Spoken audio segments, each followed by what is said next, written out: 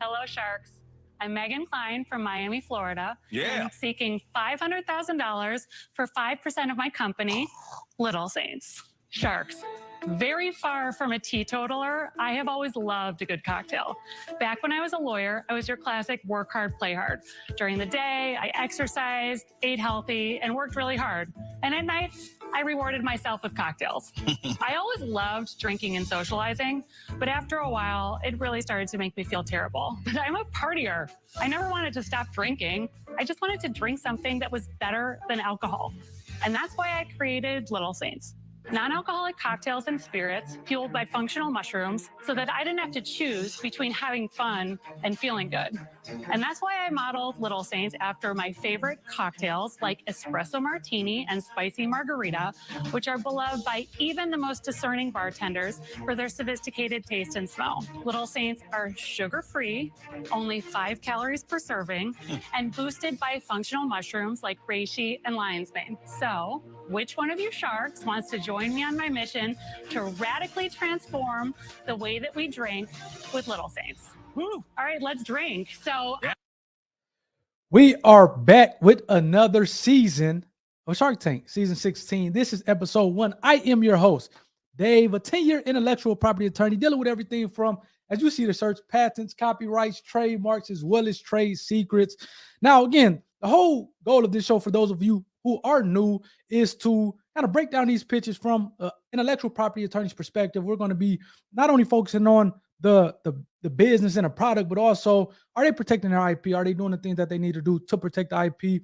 We also look at the end of this thing at the website to see if they are presenting things in a way that puts others on notice that they have patents, that they have trademarks, that they have copyrights, because that's big. We're talking about kind of protecting IP and making sure that we kind of build this moat. The 3 things that I look for is how simple is the product, how effective is the product, and what's the market like? Again, Mocktails, and I have to be honest with you guys. Mocktails has kind of been a new thing for me. You have to let me know in the comment section. Has Mocktails been around forever? I know within the last 5 years, these things have become more and more popular, especially for those who kind of want a substitute or an alternative from a cocktail or from an alcoholic beverage.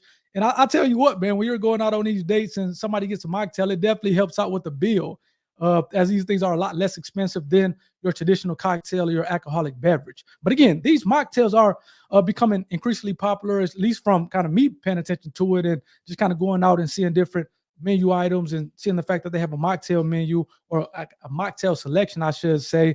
Like I said, I'm not sure if I just didn't pay too much attention to it before. This stuff has been around forever, but I will tell you that definitely over the last 5 years, I have kind of noticed it a lot more on menus and just kind of people get mocktails and whatnot. So as far as the simplicity of it, again, it's a drink. It's pretty simple. The effectiveness, a lot of times you can kind of gauge that, or at least I gauge it by number one, the reviews or the sales. Now she's valuing the company at $10 million. So we'll see if she has the sales to back that up.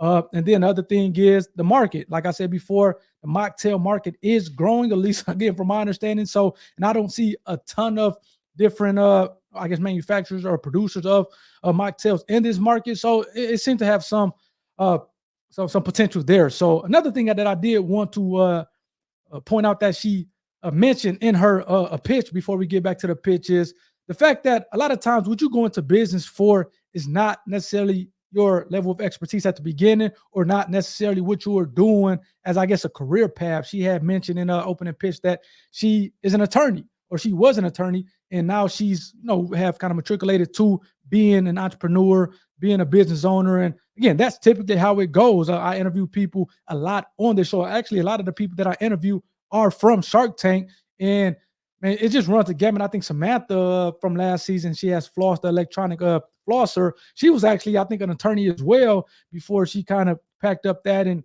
kind of became a business owner and a full-time entrepreneur. So again, just because you're doing something else, whether it's HR, whether you're an attorney or in some other field, that is almost like that's the way it goes. So don't think that just because you're not kind of in a field that you are looking to open a business in, that somehow that gives you less of an advantage or a disadvantage. In my opinion, I think that gives you more an advantage because you're looking at things from a fresher set of lens as opposed to somebody who's kind of been taught or brought up to kind of think one way as it relates to that particular field. You have this fresh lens and this fresh perspective on things. So just because you're in HR and you're looking to maybe get off into drinks, or you have some type of technology product or app, again, still do that thing because and you'll be surprised of how many people don't kind of start out or are not experts in the things that they're, I guess, the field that they're coming from. So again, definitely keep that in mind. Again, also keep in mind the 3 factors: how simple is the product, how effective is the product, and what's the market like. And if all 3 of those boxes are checked, in my opinion, I think the company stands to do very, very well. So let's get back to the pitch here.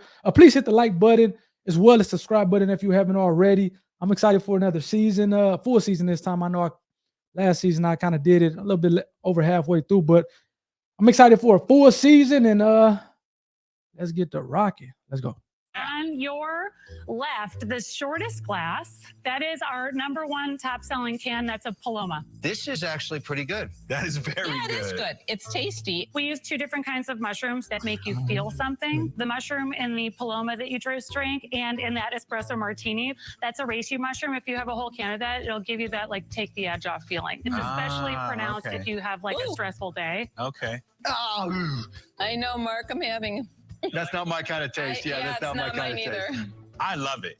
I love it. I already knew I was going to These like are this. non-psychedelic Oh mushrooms. Thank you very much. They are non-psychedelic mushrooms. They do Right. not get you high. Megan, I'm a member of the mushroom community and I invest in it. Lion's Mane has He really actually taken serves off this stuff. lately, non-psychedelic, but a lot of very interesting medicinal metrics around it. Tell us about the business, because you're saying this thing is worth $10 million. million.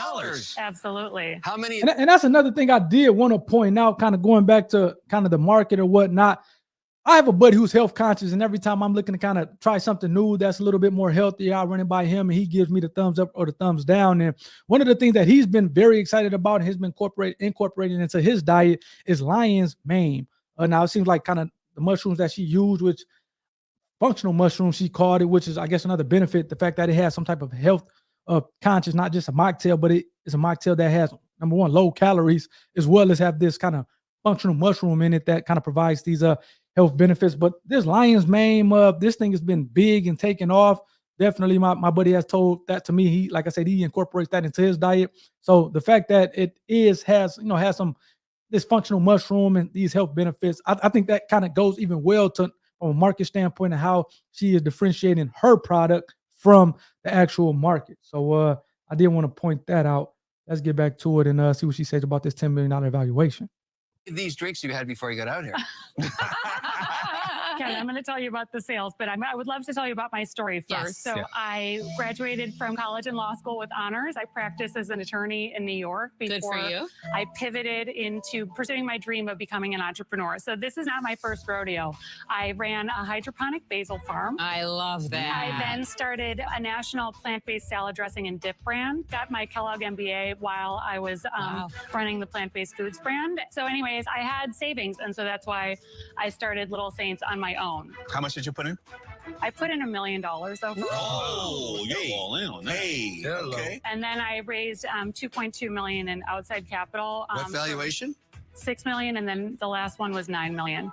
Okay. But that was in October 2023. We've grown 600% since then. So 600% is how much? So we've done $5 million in the last 12 months. In sales? Really? In sales. Yeah. Tell us, you have any debt on this company? We have a line of credit. How much? We have a $650,000 line, and I have 500 drawn on it. I have, I'll just tell you, I have 200,000 in the bank, and I have 600,000 in receivables. 200,000. So you're kind of cash. close then right now. We're only burning 30,000 a month. So what did you spend the money on then? Well, Marketing. Story or? Listen, so I She gotta tell made us a the lot of story. mistakes before we figured out how to get it right. We realized that like the only way to reach the people that actually wanted the non-alcoholic drinks was to just pivot and become a D2C company, and that's what we did. So 2022, when we only did $500,000 in sales, we lost 1.1 million. Okay, so Okay. that was a disaster area. And then 2024, we have done $4 million in sales, and we have only lost like almost 160,000, a little less than There we go. 160,000. Yeah. What's your best seller? The St. Ember, the St. bottled Ember. spirit. And how much does it sell for? The bottled spirit sells for $49.99. Damn. Whoa. And what does it cost you to make?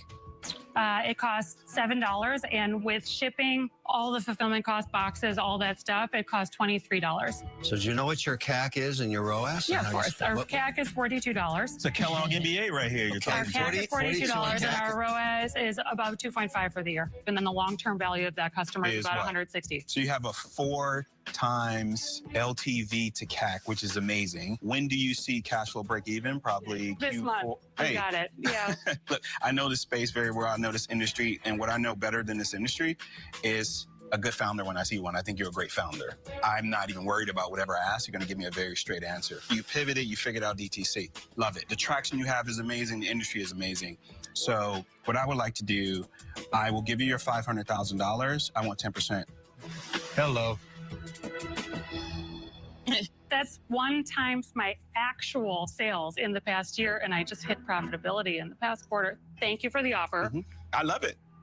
I think it's a great deal. It's a $5 million valuation. Would you be willing to? I wouldn't have to raise again if you gave me $500,000 for 5% of my company, and I had access to a $2 million line of credit, for which I would, of course, pay you interest. But that's not what he wants.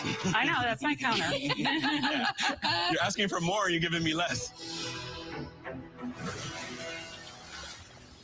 Do a little TiVo action, but before we kind of give some TiVo action to it, I did want to bring it back on myself, because one of the things that I love, the fact that, again, she seems like she's a straight shooter, and I can tell a rock star operator when I see one, and she definitely seems like she's a rock star operator.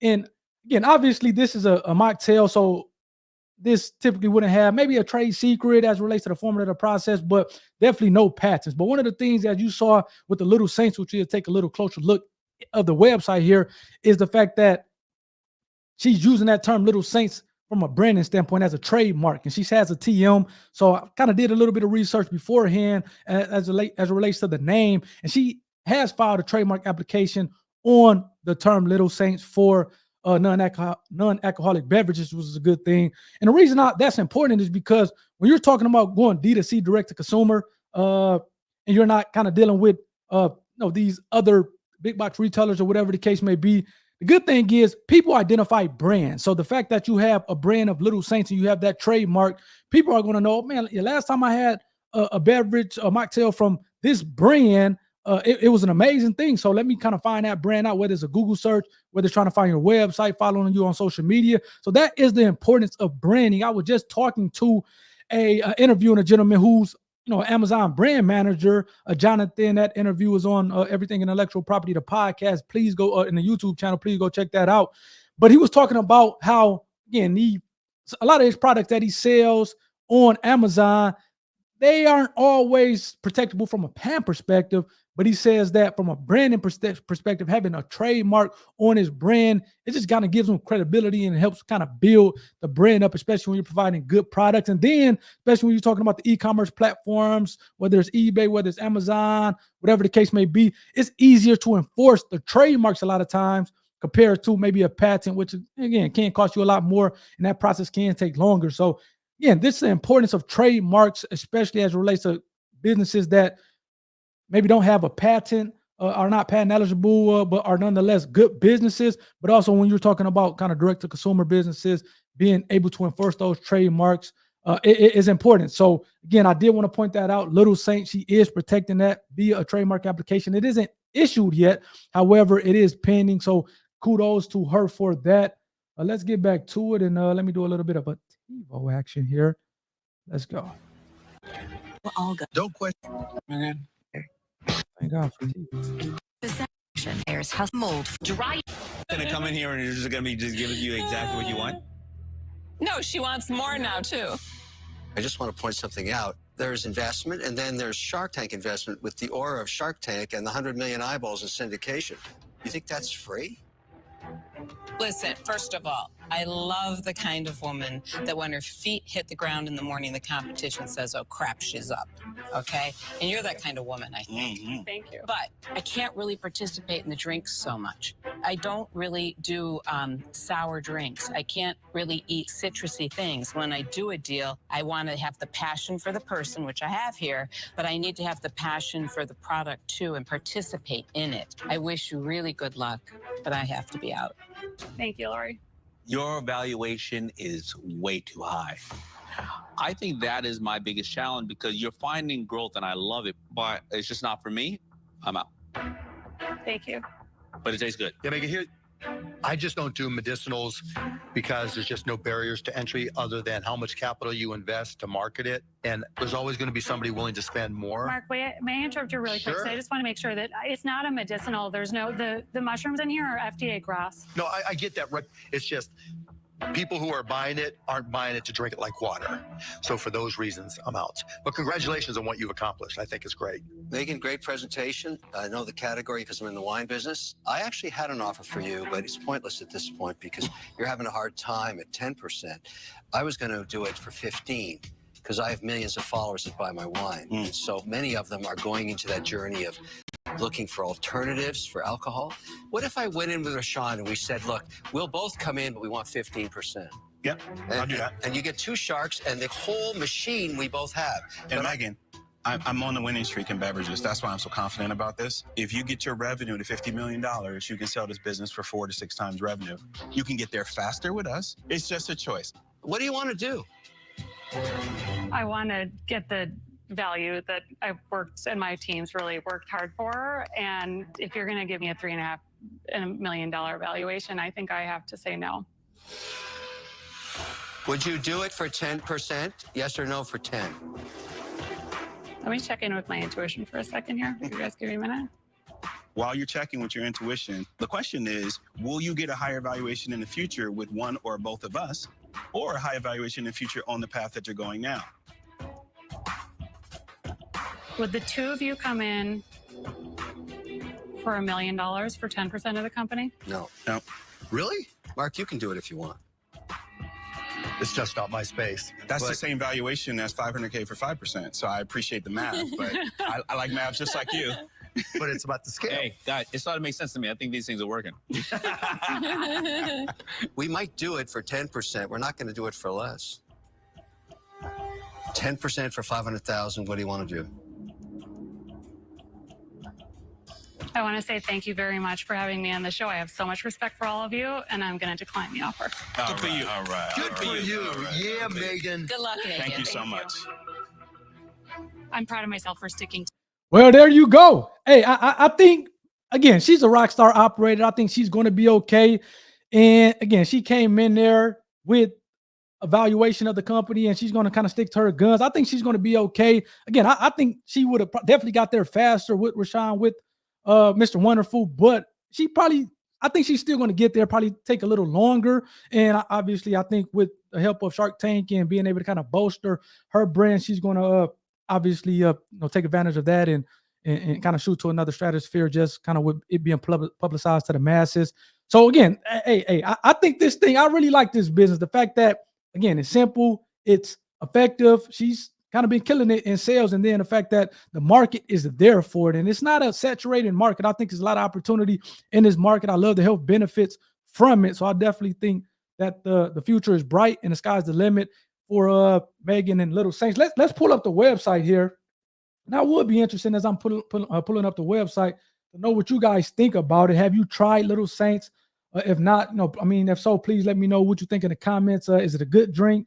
Have you gone back to it? It seems like it's something that I guess I'm not a big mocktail person, but I'll be willing to try here. So again, you see here the Little Saints, it has a TM as opposed to the R in a circle. Again, a TM means that you're using it as a trademark. However, it's not a registered trademark with the United States Patent and Trademark Office. She has filed a trademark application. So again, once that trademark application goes through, she'll be able to put the R in a circle. Like I said, it's not a something that you'll get a patent on a drink. So again, she's protecting the brand, especially from a D2C standpoint with a trademark, which I love to see.